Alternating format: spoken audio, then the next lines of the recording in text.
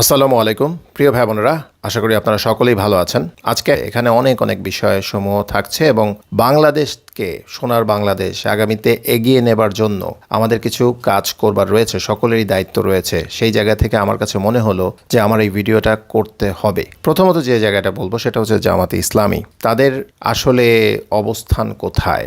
দেখেন, আমি একটু খুবই ক্লিয়ার করি, এটা অনেক সময় আমি আমার আইডিওলজি থেকে বলার চেষ্টা করেছি যে কোনো একটা দেশের অখণ্ডতা রক্ষার জন্য কেউ যদি মত দেয় সেটা দোষের কিছু না। যেমন বাংলাদেশের যদি ওই চিটাগংয়ের ওখান থেকে হঠাৎ করে বিভাজন তৈরির একটা অবস্থা তৈরি হয় এবং চিটাগংয়ের ওখান থেকে বলা হলো বা পাহাড়ি সম্প্রদায় তারা বলল যে আদিবাসী সম্প্রদায় যে আমরা বঞ্চিত, আমরা আলাদা দেশ চাই, তখন এই অখণ্ডতা ধরে রাখবার জন্য যারা কাজ করবে এটা কি দোষের কিছু? দোষের কিছু না। ইভেন আপনি দেখেন যে যখন তৎকালীন সময়ের 71-এ আওয়ামী লীগ, শেখ মুজিব, ওনারাও কিন্তু এই যে অখণ্ডতা ধরে রাখবার সর্বোচ্চ চেষ্টাটা কিন্তু শেষ পর্যন্ত করেছিলেন। এই জন্যই বিভিন্ন সময় কিন্তু অনেক ট্যাকটিক অ্যাপ্লাই করা হয়েছিল। এই জায়গা থেকে আমরা যে জিনিসটা বলতে পারি যে অখণ্ডতা ধরে রাখবার জন্য যারা চায় এটা দোষের কিছু না, তারা তাদের মাইন্ডসেট থেকে চাইছে। কিন্তু যদি দেখা যায় যে এই চাওয়া থেকে দেশীয় জনগণের ওপর হামলা, নির্যাতন, হত্যা এই জিনিসগুলো যদি চালানো হয়, এটা অবশ্যই গর্হিত কাজ। জামাতে ইসলামের যদি মনে হয় যে কিছু অংশ এটা করেছে বা আছেন জড়িত, তাদের বিচার হোক। এটা তো আমরা যে দলেরই হোক, ধরেন আওয়ামী লীগ, বিএনপি বা যে কোনো জনসাধারণ হোক, সবার ক্ষেত্রেই প্রযোজ্য। এখন একটা জিনিস খেয়াল রাখতে হবে যে একটা দলীয়ভাবে মানে পুরা দলকে যে একটা ট্যাগ লাগানো, যে রাজাকার ট্যাগ লাগানো, এটা আসলে ঠিক না। আমরা আসলে যে ধর্মীয় রাজনৈতিকভাবে বিভিন্ন নানা দলে মতে বিভক্তি সৃষ্টি করে একটা দেশের মধ্যে যে এত বিভাজন তৈরি করছি, এটা কি আসলেই দেশটাকে ভালো দিকে নিয়ে যায়? আমরা যদি ইরাক, সিরিয়া, লিবিয়া যদি বানাতে না চাই, তাহলে এখন আসলে আর কোনো দল মত কোনো কিছুতে ভেদাভেদ কোনো কিছুর ভিত্তিতে করা যাবে না, ইভেন ধর্মের ভিত্তিতে না। জামাত ইসলামী তারা কিন্তু বলছে যে তারা সেই যে 71-এর যে স্ট্যান্ড তাদের ছিল সেখান থেকে তারা কিন্তু বলছে যে না, আমরা স্বাধীনতার পক্ষে। এখন কিন্তু তারা চেঞ্জ করে এসছে। ইভেন একই সাথে বিভিন্ন ঘটনাবলী দেখেছি যে জিনিসগুলো সত্যি প্রশংসনীয়। এটা যদি সত্যিকার অর্থে তারা মন থেকে করে থাকে, যেমন এই যে হিন্দুদের নিরাপত্তা দেওয়া, মন্দিরের নিরাপত্তা দেওয়া, অবশ্যই ওনারা প্রশংসা পাবার যোগ্য। এটা যদি মন থেকে করে থাকেন, লোক দেখানো না হয়ে থাকে, আশা করবো যে ওনারা মন থেকে করেছেন। এবং এই অসাম্প্রদায়িক একটা চেতনা যে আমি আমার যে বিশ্বাসে আমি বিশ্বাসী, কিন্তু অন্য ধর্মের মানুষও, অন্য মতের মানুষও তারাও নিরাপত্তার সাথেই তারা বসবাস করতে পারবে, তাদের নিরাপত্তা আমরা দেব যে যেভাবে পারবো। এবং সবাইকে অ্যাকসেপ্ট করার যে একটা মেন্টালিটি, রেজিস্ট্যান্স দূর করা, যে সবাইকে নিয়ে নানা মতের নানা মানুষজন থাকবে। ইভেন প্রফেটিক টাইমেও রাসূল সাল্লাল্লাহু আলাইহি সাল্লামের সময়ও কিন্তু বিভিন্ন মতের উদ্ভব হয়েছিল। একসাথে কি ওনারা ছিলেন না? ছিলেন তো। পরবর্তীতে ওনার বিদায়ের পর অনেকে এটা ধরে রাখতে পারে নাই, বিধায় কিন্তু দ্বিধা বিভক্তি তৈরি হয়েছে।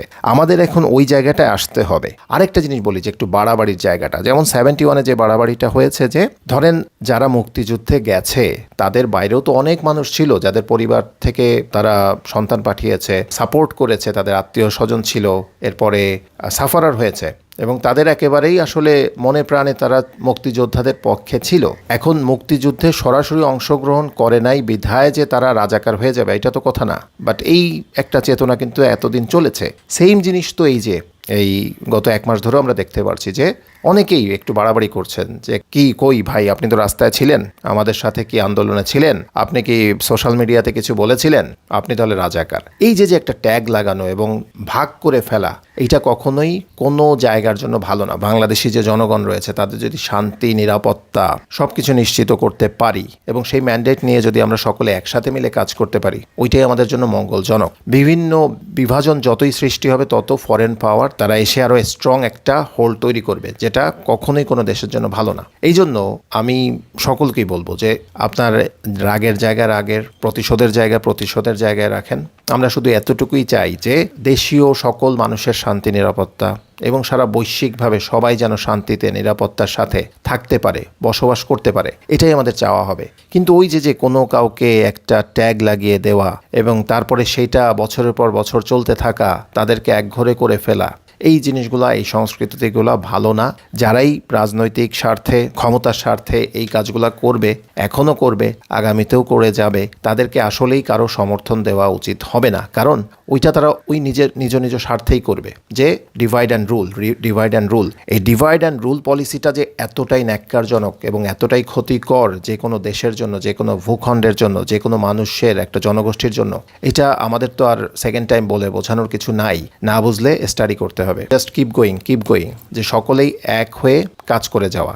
এখন আর এটা দেখার দরকার নেই যে ওই জনগোষ্ঠীর, ওই দলের, ওই মতের, নানা মতের, এত কিছু না। এমন যেন না হয় যে আমি আমার যে বিশ্বাস রয়েছে, আমার যে মাইন্ডসেট রয়েছে, আমার যে যা কিছু রয়েছে, এটাই আমি অন্যের ওপর জোর করে চাপিয়ে দেবো, আর নাহলে আমি নির্যাতন করব। এই মানসিকতা থেকে আমাদের বের হয়ে আসতে হবে। কারণ যার যার বিচার কিন্তু তার আলাদা হবে। বলে না, যার যার কবরে তার যেতে হবে। অতএব এত তো বাড়াবাড়ির দরকার নেই। আমরা কোনো কিছু নিয়ে বাড়াবাড়ি করব না। আমরা একটা জাস্ট মধ্যপন্থা অবলম্বন করব, এরকমভাবেই চলবো। এবং আমি মনে করি যে যত যা কিছু রয়েছে, ইভেন পাকিস্তানিরা, তারা যখন আসলে এখানে হত্যা নির্যাতন চালিয়েছে, তাদের যে উত্তরসূরি রয়েছে, তারাও তাদের সেই আগেকার কথাবার্তাগুলা নিয়ে, সেই অ্যাক্টিভিটিসগুলা নিয়ে তারাও নিন্দা করছে। তারা বাংলাদেশিদের পক্ষে কথা বলছে। তার মানে কি?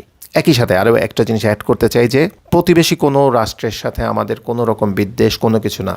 ওই কোথায় ইন্ডিয়া, কোথায় পাকিস্তান, একবার আমি ইন্ডিয়ার টান টানবো, একবার পাকিস্তানের টান টানবো, এমন কিছু না। সকলেই আমাদের বন্ধু। আবার যদি আমাদের ক্ষতি করতে আসে, তারা আবার শত্রু। এবং তাদেরও সেই জিনিসটা বোঝা উচিত। এইভাবেই আমরা আমাদের সেন্টিমেন্টটা তৈরি করি, আমাদের জনগণকে ঢালাওভাবে কোনো একটা গড্ডালিকা প্রবাহের দিকে যেন আমরা সবাইকে উদ্বুদ্ধ না করি। অর্থাৎ র্যাশনালি চিন্তাভাবনা করে যেন আমরা সামনের দিনে চলতে পারি। এটাই হচ্ছে আমার সকলের প্রতি চাওয়া। এবং আমাকে যারা শুনছেন, আমাকে যারা দীর্ঘদিন ধরে ফলো করছেন, আপনাদেরকে উদ্দেশ্য করে আমি এই কথাগুলোই বলছি। তো ঠিক আছে প্রিয় ভাই বোনেরা, আশা করি আপনারা সকলেই আমার কথাগুলো বুঝতে পেরেছেন, অনুধাবন করতে পেরেছেন। আগামী দিন আমাদের কল্যাণকর হোক, ভালো হোক, এই কামনায়। আল্লাহ হাফেজ।